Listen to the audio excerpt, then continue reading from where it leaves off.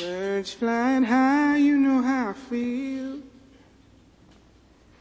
Sun in the sky, you know how I feel.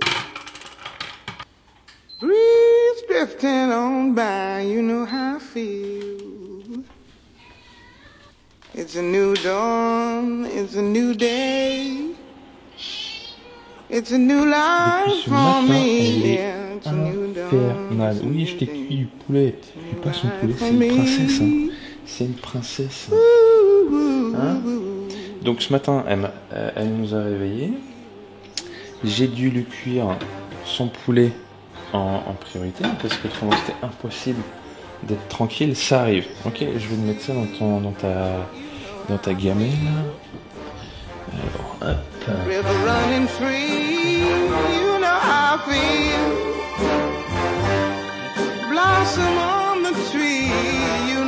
Je fais 82 kilos. J'ai pas bougé depuis l'Iron. Donc l'Iron c'était en juillet et là on est mi-septembre. J'ai pas bougé d'un kilo, d'un gramme, rien du tout. Je fais 82,00. Donc voilà, donc cette année pour démarrer mon début de saison, je suis sur un poids de forme pour moi pas mal. On verra par la suite et je vais vous expliquer ça par la suite, ce que je vous donne comme conseil pour justement attaquer cette année.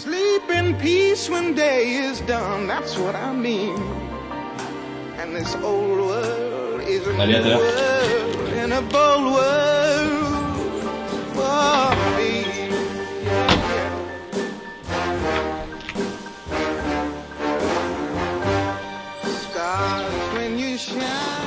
Hello tout le monde, bienvenue dans cette nouvelle vidéo. Aujourd'hui, comme vous pouvez le voir, je trahis ma séance vélo parce que là il y a un gros temps de merde par une séance jambes.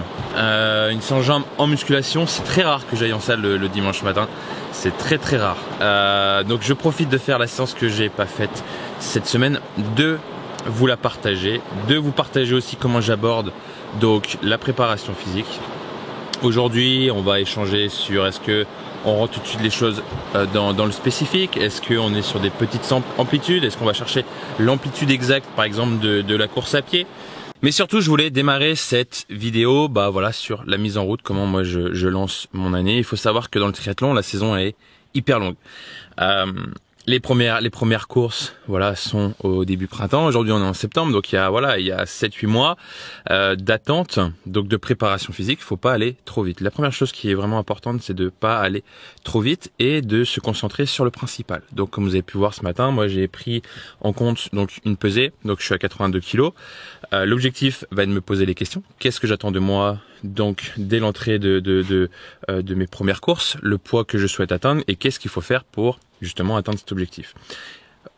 Aujourd'hui, moi je me connais sur l'alimentation, mais pour vous, il va être important de connaître votre réservoir, connaître la quantité de votre réservoir pour lui donner l'énergie nécessaire, pour éviter de créer de la fatigue tout au long de l'année, se mettre en question sur l'alimentation à apporter, et prendre le temps forcément de calculer votre total calorique.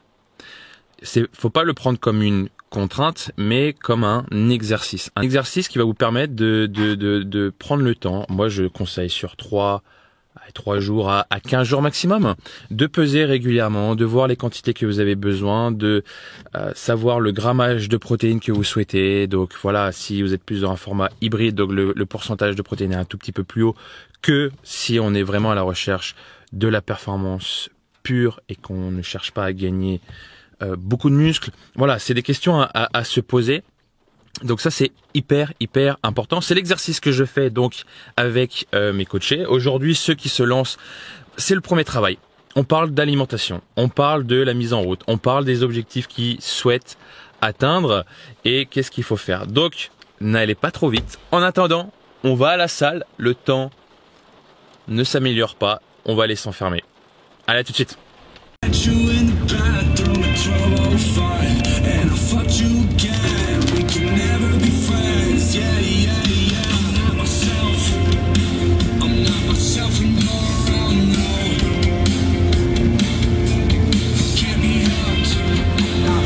When you're around, no.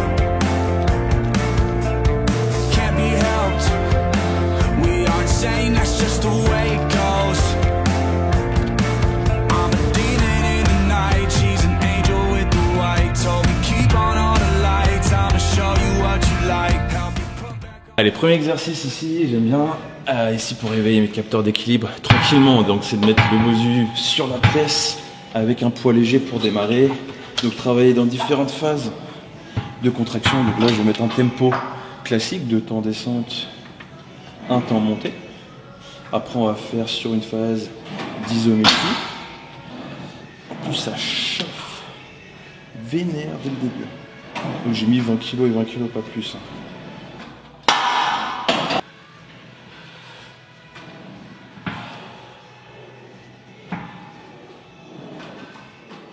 En transition, donc sur mon warm-up, avant d'attaquer le squat, je fais 20 squats, 10 reps en une jambe tendue, donc droite-gauche, et 5 jumps voilà, sur le banc avant d'attaquer le squat.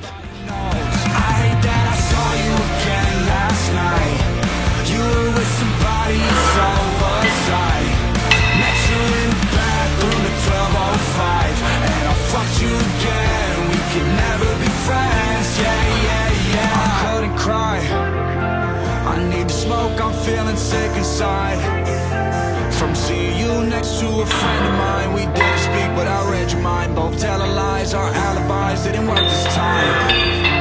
I'm a demon in the night, she's an angel with the white. Told her keep on all the lights, you can show me what you like. Help me put back on my clothes, make sure nothing's on my nose. Can't even tell my closest homies, nobody knows. I hate that I saw you again last night. You were with somebody, so was I.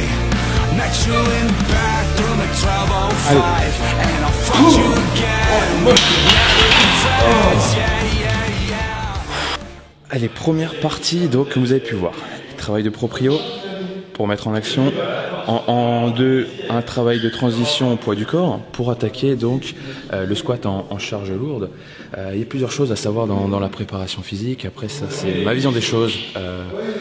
Mon style d'entraînement, aujourd'hui, moi j'aime bien démarrer l'année sur des charges lourdes pour que plus tard je puisse optimiser un travail d'explosivité. Aujourd'hui, de mettre un travail d'explosivité aussitôt n'a aucun intérêt. Sans travail de force, vous ne serez jamais explosif. Okay. De deux, on parle souvent de gestes spécifiques dans la préparation physique. Je suis totalement d'accord avec ça, mais aujourd'hui, il n'y a non plus aucun intérêt. Cherchez des amplitudes complètes, optimisez votre force sur une amplitude complète. Les gestes spécifiques viendront bien plus tard. Moi, je le fais. Je l'ai testé et j'ai trouvé ça hyper efficace de le faire un mois avant. Donc, sur un angle de genou qui soit propre à la course à pied et au vélo, sur un travail de force, mais attention pareil, parce que si c'est mal fait, vous pouvez vraiment vous faire mal au dos sur des demi-squats, donc je le recommande vraiment en fin de préparation. De deux, dans la suite de la vidéo, vous allez voir que je vais mettre des exercices après qui seront optimum à tout ça. Travail des petits et moyens fessiers pour stabiliser mes hanches, travail de gainage pour stabiliser le tronc. Voilà, on va voir tout ça par la suite. C'est des choses qui sont hyper intéressantes et à mettre en plus dans ce travail de force. Voilà. Allez, on continue.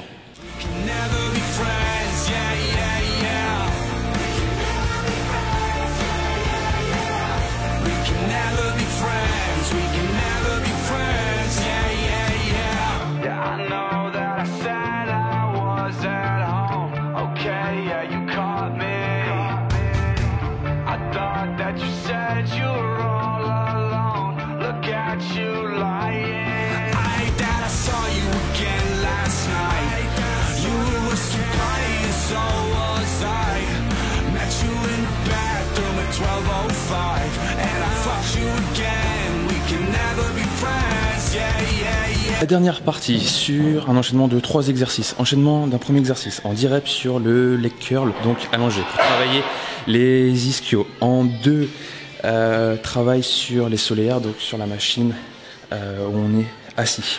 La semaine prochaine, je ferai un focus donc sur les gastro, donc en mettant les genoux en extension. Donc voilà, j'alterne chaque semaine.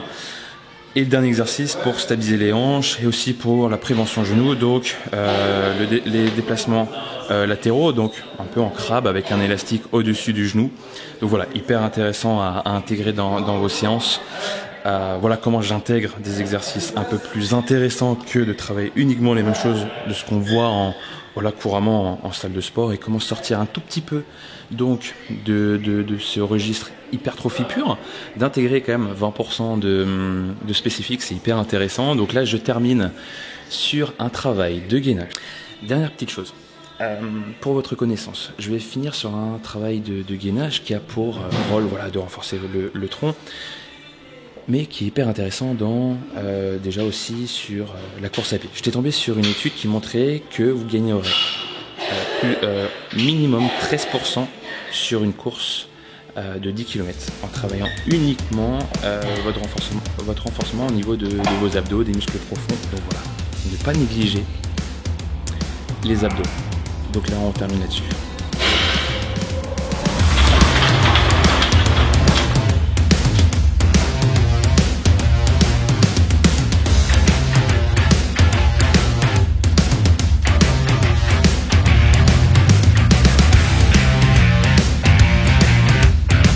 Bon, comme tu peux voir, je viens de m'acheter mon premier home trainer. J'ai pris donc le Elite XRT.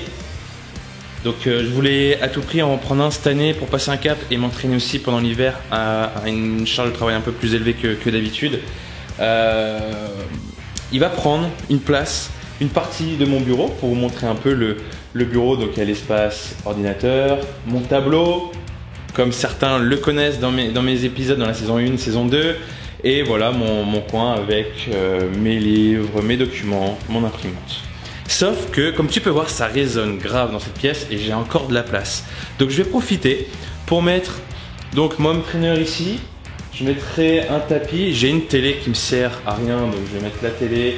Je vais essayer de trouver un meuble pour mettre ça, pour poser la télé.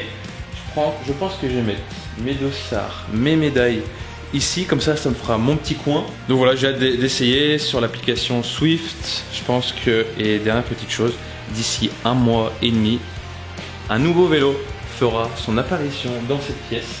Donc voilà, j'ai trop hâte de démarrer cette année. Je vous donnerai mon avis sur ce home trainer. Donc j'avais entendu des super avis parce qu'il y a vraiment de tous les prix. Moi je l'ai trouvé d'occasion. Je fais confiance à la personne à qui je l'ai acheté. Qu'est-ce que je voulais vous dire d'autre? Voilà, il y a de tous les prix, si je me trompe pas. Il coûte neuf, je crois qu'il est à 700 €. Bon, j'ai peur de dire une bêtise, il faudrait vérifier. J'ai vu d'autres marques qui étaient au-dessus de 1000 €. Bon, je trouvais ça quand même hyper cher. Là, je l'ai trouvé d'occasion, ça fait largement l'affaire. Donc vivement que le nouveau vélo arrive et je vous montrerai toutes ces petites installations dans les prochains épisodes. À la semaine prochaine, ciao ciao tout le monde.